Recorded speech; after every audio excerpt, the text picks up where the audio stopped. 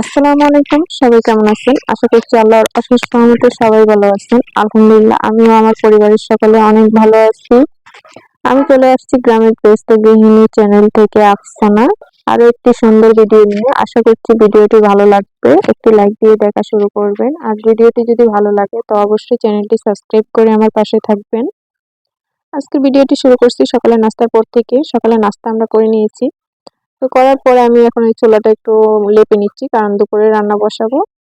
আর রান্না বসানোর জন্য আগে একটু চুলাটা লেপে নিচ্ছি। আর নাস্তাটা আমি গ্যাসে করেছি। আটাটা তো আমি গ্যাসেই করি, তারপর রুটি বেলে না গ্যাসে সেরে নিই। মা মেয়ের জন্য একসাথে করে নিই। আর আমার শ্বশুর শাশুড়ি একটু দেরিতে নাস্তা করে, ওনারা নামাজ পড়ে শুয়ে থাকে, তো রুটিটা চেকলে তো ঠান্ডা হয়ে যায়, এই জন্য একটু দেরিতে করে। আর ওনাদেরটাও পরে বেলে রাখলে ওনারা যখন ওঠে তখন ওই গ্যাসে দিয়ে দিই আর কি। তো এত সকালে আমার চুলাটা প্রত্যেকদিন জ্বালানো হয় না, তো এই জন্য এখন জ্বালাইনি। এখন দুপুরে রান্নাটা শুরু করছি, তখন জ্বালাচ্ছি আর কি। আর আজকে আমি আমার শ্বশুর শাশুড়িকে খুশি করতে পেরেছি, কেন বললাম সেটা হচ্ছে যে ২-৩ দিন আগে আমাকে রান্না থেকে ছুটি দিয়েছিল আমার শাশুড়ি, উনি রান্না করবে বলছে। তার কারণ হচ্ছে উনি আসলে কয়দিন যাবত খাবার খাইতে পারতেছেন না, মানে ওনার মুখে কোনো রুচি নাই, তাই বলতেছে যে কোনো স্বাদ লাগে না, স্বাদ লাগে না। তো বললো যে আজকে আমি রান্না করি, দেখি আমি খাইতে পারি কিনা, হয়তো তোর রান্না ভালো লাগতেছে না, এই জন্য। তো উনি রান্না করছে, রান্না করে কি হবে, আমরা তো সবাই খুব মজা করে খাইছি।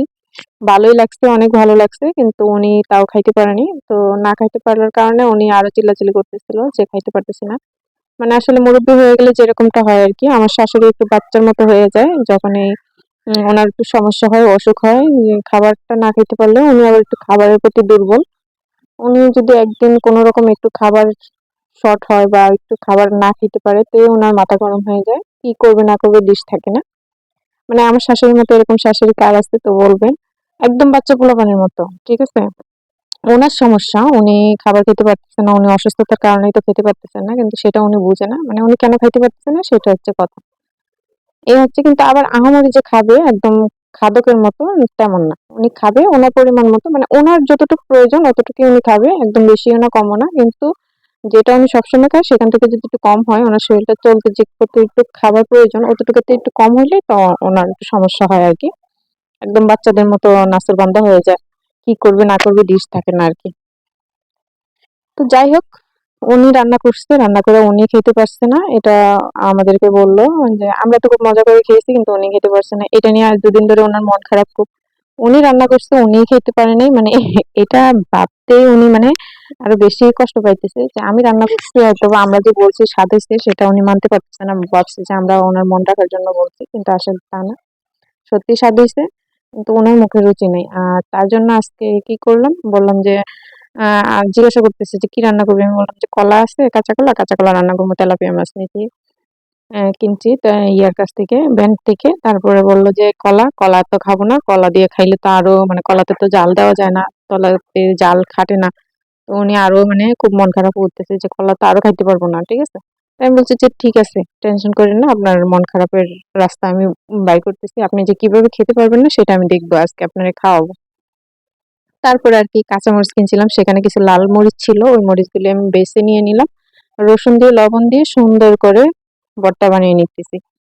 আর এটা যখন বানাবো বলছি উনি তো খুব খুশি। আর খুশি হওয়ার পরে তো যাক, উনি খুশি তো আমরাও খুশি। আর এই ফাঁকে আমি এদিক দিয়ে ভর্তাও করতেছি, এদিক দিয়ে রান্নাও করতেছি।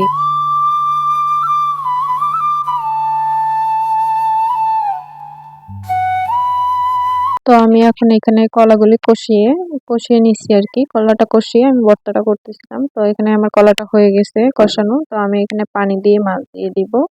আর পানিটা আমি ওইভাবেই দিব। আর আর আমার কোনো রান্না নেই, অন্য কোনো রান্না নেই। তো চুলার আগুনটা আমি অফ করে দিব, মানে কলাটা একটু বলক আসলে তো অফ করে দিব আর কি পানিটা। আর চুলাতে আর কোনো কিছু লাগবে না, লাকড়ি লাগবে না আর কি। তো এইভাবে আমার রান্না হয়ে যাবে। আর এই যে মাছটা দেখতে পাচ্ছেন, আমি ২টা মাছ নিয়েছিলাম, গেটের সামনে থেকে নিয়েছিলাম তেলাপিয়া মাছ। আর ওইদিনকে যে মিকরা মাছ নিয়েছিলাম সেই মাছও আছে, তো এই তেলাপিয়া মাছ দুটাও নিলাম আর কি। আর এখন এই যে দেখুন, আমি ভর্তাটা কিন্তু আমার রেডি হয়ে গেছে। আর এই ভর্তাটা যারা বানাবেন, যারা নতুন গৃহিণী আছেন, মানে নতুন বিয়ে হয়েছে, আগে কখনো মরিচ বাটেন নাই, তারা কিন্তু অবশ্যই গ্লাভস পরে নেবেন। আর আমাদের মতো যারা আছেন, ঠিক আছে, এক্সপার্ট, কোনো সমস্যা নেই, জ্বলবে না, তা ঠিক আছে, এইভাবে নিতে পারেন। আর এটা নেওয়ার পরে ভর্তাটা বানানোর পরে আমি 2টা মাছের পেটি বাইজা নিছিলাম ইয়াতে, যে একটু মাছের ভর্তা বানাবো। আর আমার মাছের ভর্তাটা অনেক ভালো লাগে। তো যখনই মাছ মানে পেটি হয় আমার কি মাছের, তখন আমি ওই পেটি দিয়ে ভর্তাই বানাই, কারণ তরকারিতে দিলে না অনেকেই পেটিগুলি খাইতে চায় না, আমার সংসারে তো কেউই খায় না।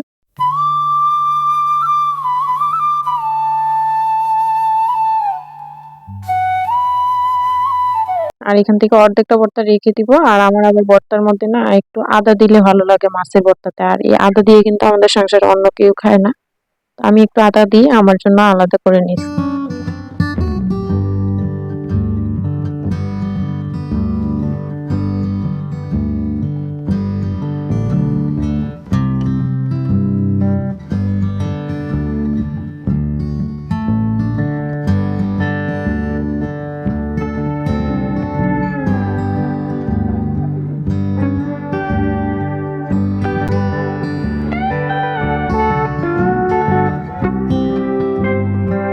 আর আমি ভর্তাটা বানানোর পরে এখানে কয়টা ভাত নিয়ে নিয়েছি, যে আমার পাটা মরিচের ভাত খেতে তো ভালো লাগে ভর্তা করলে। আর এই যে মরিচের ভর্তাটা দেখতে পাচ্ছেন, আমার এটা খেতে খুব মন চাইতেছিল, তা আমি অল্প একটু নিয়ে খাচ্ছি।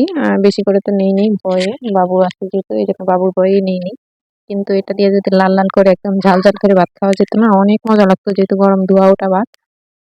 তো যাক, এটা আমাদের মাছামাছির থেকেই আমরা দেখে আসছি, ভর্তা বানাইলে পাটা মরিচে ভাত খায়। আর যখন আমরা জাল খেতে পারতাম না, একদম ছোট ছিলাম, তখন আমরা এরকম মা যখন ভর্তা বানাইতো পাটা মস্ত ভাত দিয়ে, তখন কিন্তু আমাদের ভাই বোনদেরকে এক নালা করে দিত, একটা একটা করে পিঠা, মুষ্টি পিঠা বলতো ভাতের দিত। আমরা কিন্তু একদম ঝাল ঝাল করে মানে হিয়াই হিয়াই খাইতাম, মানে এরকম একটা অবস্থা আর কি। আর ওই যে দেখুন আমার তরকারিটা কিন্তু এদিকে হয়ে গেছে, আর এখানে একটুখানি ধনিয়া পাতা দিয়ে দিয়েছি, ধনিয়া পাতা দিয়ে আমি তরকারিটা নামিয়ে নেবো আর কি। আর পাটার এখান থেকে আমি মুছে ফেলেছি। তো সব মিলিয়ে আমার কিন্তু রান্না শেষ, এই ভর্তা বানানো শেষ। এখন অন্য কাজ যেগুলি থাকে, পরিষ্কার করা, তারপরে থালা বাসন ধোয়া, সেগুলি আমি করে ফেলবো। আজকের ভিডিওটি এই পর্যন্তই। ভালো থাকবেন, সুস্থ থাকবেন। আল্লাহ হাফেজ।